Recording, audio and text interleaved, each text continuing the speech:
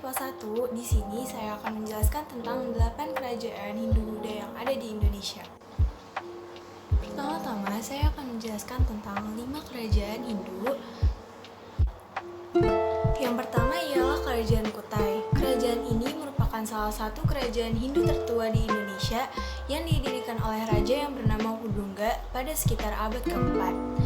Kerajaan ini terletak di Kecamatan Muarakaman, Kutai, Kalimantan Timur, tepatnya di tepi Sungai Mahakam. Kerajaan ini mencapai kejayaannya ketika masa kepemimpinan Raja Mulawarman, sehingga kerajaan ini dapat meliputi wilayah Kalimantan Timur dan membuat kehidupan semua masyarakat sejahtera. Tewasnya seorang raja yang bernama Maharaja Dharma Setia dalam suatu peperangan menandakan masa kerajaan Kutai telah berakhir. Raja tersebut tewas di tangan Raja Kutai Kartanegara ke-13, yaitu Pangeran Anu Majimundap. Yang kedua ialah Kerajaan Tarumanegara. Kerajaan ini merupakan kerajaan Hindu tertua lainnya yang ada di Indonesia. Kerajaan ini didirikan oleh Raja Jayasinghawarman pada tahun 358 Masehi.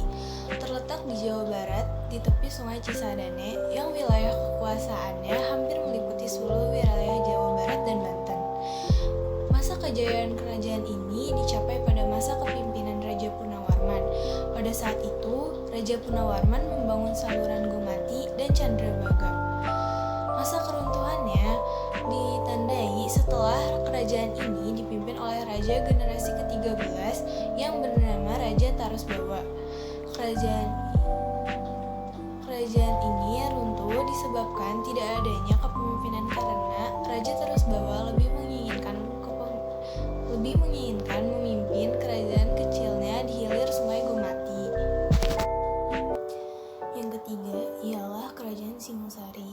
Kerajaan Singosari adalah sebuah kerajaan bercorak Hindu di Jawa Timur yang didirikan oleh Ken Arok pada tahun 1222. Lokasi kerajaan ini sekarang diperkirakan berada di daerah Singosari, Malang. Masa kejayaan kerajaan ini dicapai pada masa kepemimpinan Kertanegara. Ia adalah raja terakhir dan raja terbesar dalam sejarah Singosari. Ia adalah raja pertama yang mengalihkan wawasannya ke luar Jawa. Disebutkan daerah-daerah bawahan Singosari di luar Jawa pada masa Kertanegara antara lain Melayu, Bali, Pahang, Gurun, dan Bakulapura. Pada tahun 1292 terjadi pemberontakan Jayakatwang, yaitu Bupati Gelang yang merupakan sepupu sekaligus besan dari Kartanegara sendiri. Dalam serangan itu, Kartanegara mati terbunuh. Setelah runtuhnya Singosari, Jayakatwang menjadi raja dan membangun ibu kota baru di Kerajaan Kediri. Yang keempat ada Kerajaan Majapahit. Kerajaan ini diperkirakan berada di sebelah barat daya kota Mojokerto, Jawa Timur. Tanggal pasti berdirinya kerajaan ini adalah hari penobatan Raja Wijaya sebagai rajanya. Hal ini didasari juga dari temuan artefak berupa bekas tembok dan pondasi bangunan di tempat tersebut. Pada masa pemerintahan Hayam Wuruk, Majapahit mencapai puncak kejayaannya. Wilayahnya sangat luas, bahkan pengaruhnya sampai ke beberapa negara lain di wilayah Asia Tenggara. Pada masa Hayam Wuruk pula, karya sastra mengalami kemajuan pesat di masa ini. Majapahit pun telah mengenal kemajuan budaya, agama, adat istiadat. Hal ini tidak dapat dipungkiri dari peran Gajah Mada yang sangat besar yang konsisten mewujudkan Sumpah Palapanya, sehingga kerajaan Majapahit dapat mencapai masa kejayaannya. Raja Majapahit yang terakhir ialah Girindrawardhana Dia Rana Wijaya. Runtuhnya kerajaan Majapahit pada tahun 1478 Masehi dijelaskan dalam Candra Sangkalayang yang berbunyi Sirna hilang Kertani bumi dengan adanya peristiwa perang saudara antara Dia Rana Wijaya dan Budi Kahuripan. Selain itu, keruntuhan Majapahit disebabkan karena serangan dari kerajaan Islam Demak. Dan yang terakhir terakhir ialah Kerajaan Pajajaran atau yang lebih dikenal dengan nama Kerajaan Pakuan. Kerajaan ini berlokasi di sebelah barat Pulau Jawa yang beribu kota di Pajajaran. Kerajaan ini didirikan oleh Sri Jaya Bupati pada tahun 923 Masehi. Sementara Pakuan Pajajaran secara resmi dinyatakan berdiri saat Jaya Dewata naik tahta pada tahun 1482 Masehi dan bergelar Sri Baduga Maharaja. Sri Baduga Maharaja atau sering disebut dengan nama Prabu Siliwangi ialah Raja Pajajaran yang telah berhasil membawa nama Pajajaran di Pulau Jawa, di mana di dalam pemerintahannya Pajajaran menjadi kerajaan yang maju. Kehidupan ekonomi rakyat pun makmur karena dukungan penuh dari pihak kerajaan. Di bidang agama, Raja sengaja mendirikan sebuah desa yang khusus didedikasikan untuk kehidupan para pendeta. Kehancuran Pajajaran ditandai pada tahun 1579 akibat serangan Kesultanan Banten. Berakhirnya zaman kerajaan ini ditandai dengan dirampasnya Palangka Sriman Sriwicana atau Singgasana Raja dari Pakuan Pajajaran ke Keraton Surawasan di Banten oleh pasukan Maulana Yusuf. Yang kedua, saya akan menjelaskan tentang 3 kerajaan Buddha. Yang pertama ada Kerajaan Melayu. Kerajaan Melayu adalah kerajaan bercorak Buddha yang terletak di Sumatera. Lokasinya dekat dengan Selat Malaka, yaitu sekitar Jambi, dan persisnya di tepi kiri kanan Sungai Batanghari. Hal ini dibuktikan dengan banyaknya temuan berupa candi dan arca di tempat ini. Pada abad ke-14, Melayu dipimpin oleh Aditya Warman. Aditya Warman dikenal sebagai raja yang menakutkan, akan tetapi juga pemurah. Walaupun demikian, Aditya Warman berhasil memberikan kemakmuran karena selalu memperhatikan kesejahteraan rakyatnya. Pada masa ini, Melayu mencapai puncak kejayaannya. Letaknya yang strategis di pantai timur Sumatera memungkinkan kerajaan berperan penting dalam dunia perdagangan antara India dan Cina dengan kawasan timur Kepulauan Nusantara.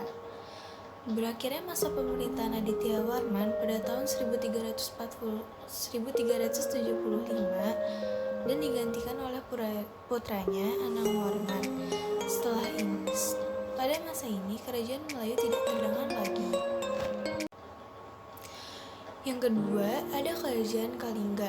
Kerajaan ini merupakan kerajaan tradisional bercorak Buddha yang berkembang pesat pada abad ke-16 hingga 17 Masehi di pesisir utara Jawa Tengah. Para ahli sejarah memperkirakan jika pusat kerajaan yang juga dikenal dengan nama Ho ini berada di daerah Pekalongan dan Jepara.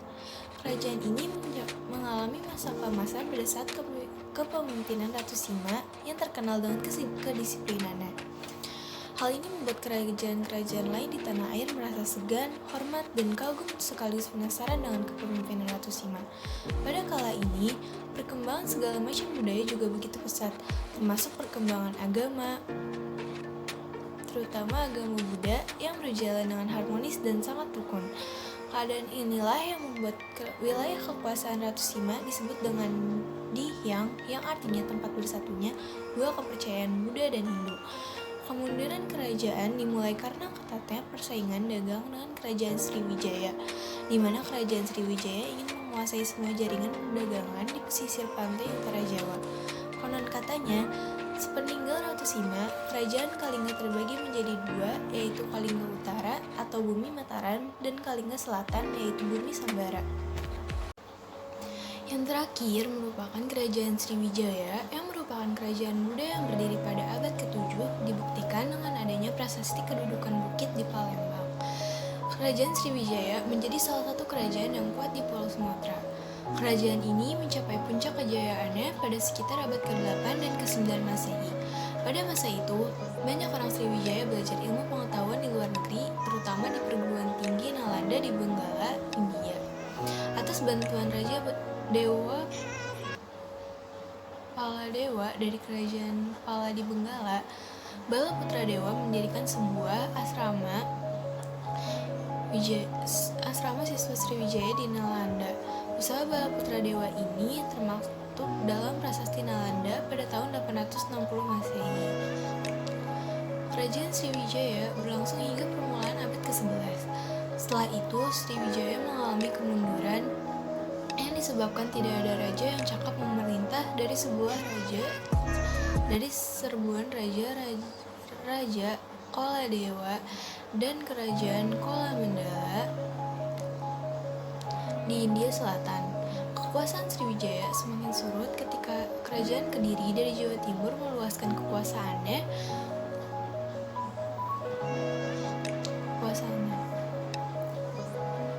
Kerajaan Sriwijaya pun akhirnya runtuh di tangan kerajaan Majapahit pada abad ke-13. Cukup sekian dari saya, mohon maaf bila ada kesalahan. Wassalamualaikum warahmatullahi wabarakatuh.